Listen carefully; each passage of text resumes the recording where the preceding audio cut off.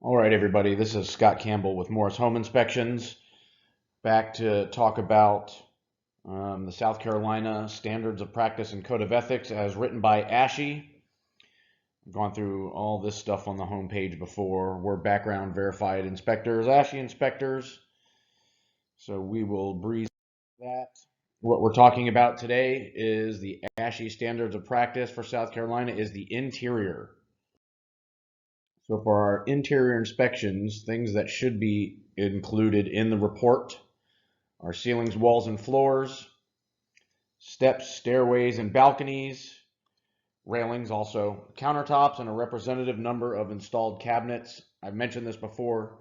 When it says representative number of installed anything, to me, a representative number is everyone that I can access. A representative number of doors and a representative number of windows. So we'll start right off with ceilings and walls. So here is an example from a report that I did recently. There are signs of leaks and damage on the ceiling and front wall of the office. I could not determine whether the leak was active or not. I'm going to say something about that. I put that in a report very simply because in this report, it hadn't rained in a while. And these areas were dry. Now you can see that the damage is current and they haven't been repaired, but without any rain in the last week or so, it would have been very difficult for me to tell if this was active. So it's my way of telling the customer that, hey, I'm not really sure if this has been repaired on the outside or not. Obviously, it certainly has not been repaired on the inside. And then we further go on to say a licensed contractor should inspect further and repair or replace as needed to prevent further water intrusion. All right, so there's ceilings. Here's another thing that I always put on walls and ceilings, and I always put it as a summary item because it's important. Signs of fungal growth. We also use the term microbial growth. We don't use the mold word unless we've actually done a mold inspection, which we do perform, usually in the form of an air quality inspection, but sometimes as a swab as well. So signs of fungal growth are present on the ceiling in the laundry room. We did not inspect, test, or determine if this growth is or is not a health hazard. In other words, we didn't do a mold inspection. And then, what is always the underlying cause of fungal growth or microbial growth? It's usually moisture and dampness. And then we are recommending a mold test, basically. All right. In this instance, there is an active leak in the laundry room ceiling and wall that is most likely from the toilet above. So in this inspection, that spot was wet. So I'm not saying that I could not tell if it was active or not. It was clearly active. The toilet and the floor above this was extremely loose. And so, I'm basically telling him, look, I think it's because the toilet upstairs is loose. In this case, I know it was because that area was dry until I wiggled the toilet upstairs. And then you could see the moisture. It was clearly stained previously to that. So I was fairly confident that it was the toilet. A licensed plumber should inspect further and repair or replace as needed to prevent mold and structural damage. Okay. Here we go. And this was not a summary item, hence it's not in red. The tongue and groove wood flooring in the living room shows signs of water damage. All right, so this is a cosmetic issue, right? I'm pointing out that there's water damage on the floor. This was right inside some French doors leading to the outside, and the weather stripping was gone along the bottom of the French doors, and the doors wouldn't close. So clearly blowing rain was getting in. All right. The tile floor covering and or grout is cracked in areas in the master bedroom and bathroom too. This damage is considered cosmetic. All right, so tile damage is cosmetic. If you don't replace the tile, is your floor going to fall in? No. So it's not a structural issue. The visual damage is cosmetic. However, I recommend monitoring in the future for movement and repair as desired. What am I saying here? So when I talk to the client, I basically am telling them, okay, so the damage you're seeing is cosmetic, but I'm not 100% sure what's causing it because I haven't pulled the tile up, so monitor it. If the cracks get wider and wider and wider over time, you may have some settlement or some structural issues, right? So it's not a structural issue currently because I can only review this as a snapshot in time, but the cause may indeed be structural, and that's something that you should be aware of and monitor in the future. All right, so now we're talking about, stairs and handrails and things like that. There's a lot of little rules for handrails on interior stairs. One of them is what you see here. The handrail does not return into the wall or end in a newel post. What's the reason for that? Well, you have baggy clothes on or something with pockets or a purse or something, and you're ready to go down those stairs, and it happens to get caught on the edge of that handrail. That can be a fall hazard. So, we call that out as a safety issue. Do most people fix it? Probably not. But it's definitely a trip and fall hazard. All right, here we go with some more handrail issues, and these are, again, some more of the little rules that go along with hand and guardrails. You see the one on the left there. These were only about 2 feet high, right? So it's short. A child can fall over the top of that. So it is a safety issue. Then you look at the one on the right. It's a 2x4, basically, is the handrail. That is not considered graspable.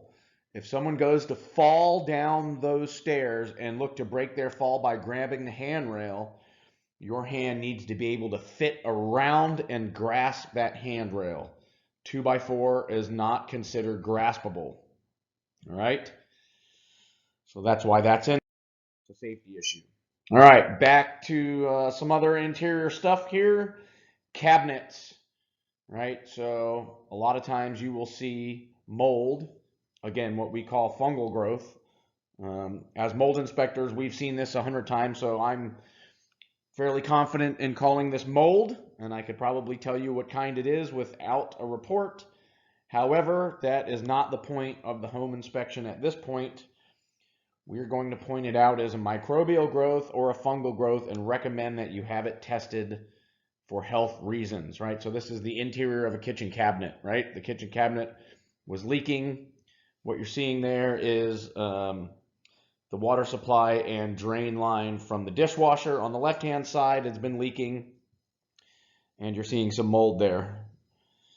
On the right-hand side, you're seeing the mold there, or fungal growth or microbial growth on the back of the door to the cabinet in that area, right? So we're going to recommend a mold test.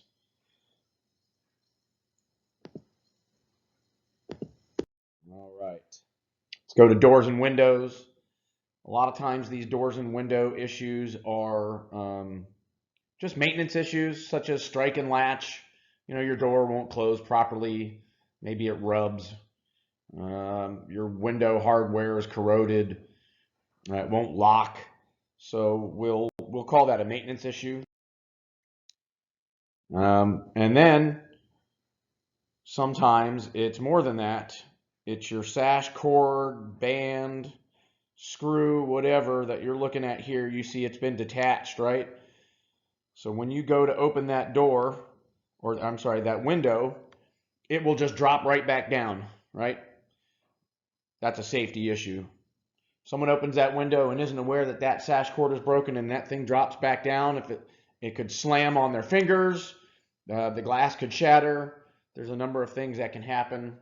So that is a safety issue. It's a damaged or disconnected sash cord.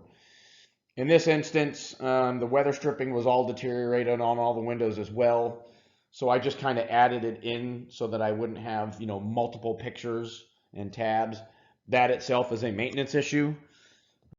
So there you have it.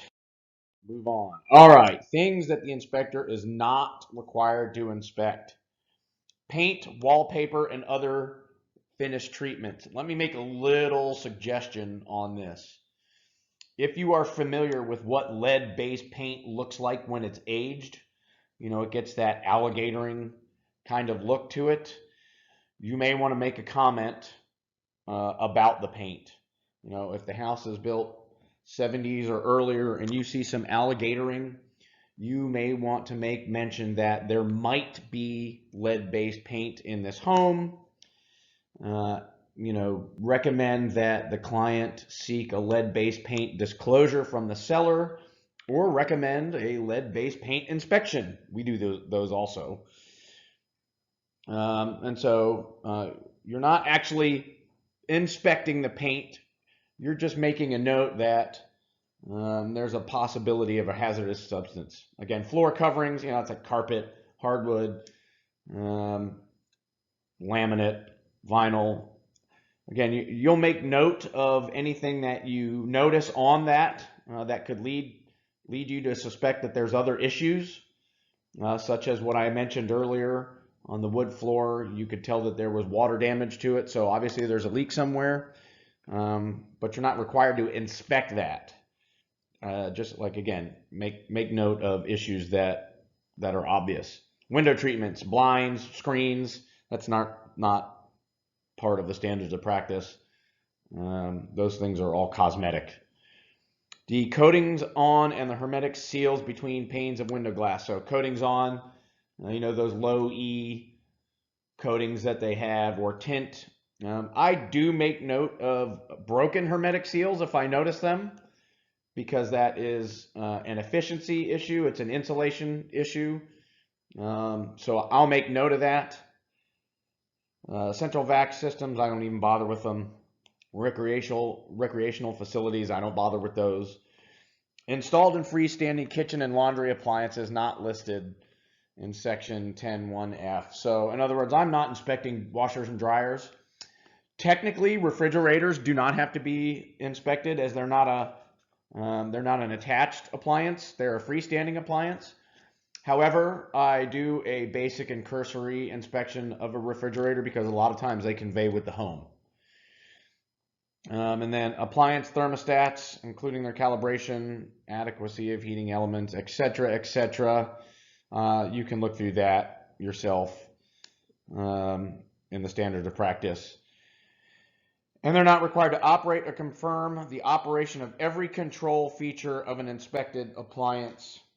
In other words, like, I'm not checking to see if the clock is working correctly, but I will check, say, on a stove, I'll check the heating elements, I'll check the bake, I'll check the broil, I'll check the convection, right? But I'm not going to check the timer. I'm not going to check to see if the clock is working properly, those types of things. All right, ASHI includes the following under its interior standards. So if you look through the standards of practice, you'll see that under interiors, garage doors for the vehicles and the door operators are included. Morris Home Inspection puts those in their own section, so I'll go over those at a different time. Same with appliances, basically. Right, that under ASHI is included under interiors. We actually put this under its own section as well. So I'm not going to go over those now. I'll go over those at a different. Again, if you want to see the standards of practice and code of ethics as written by ASHI that dictate how a home inspection is performed in the state of South Carolina, you can go to this website here, or you can send me an email. And once again, our website is morrishomeinspectionsinc.com. Thank you, everyone, for listening and giving it a watch. And I will speak to you again next time. Thanks.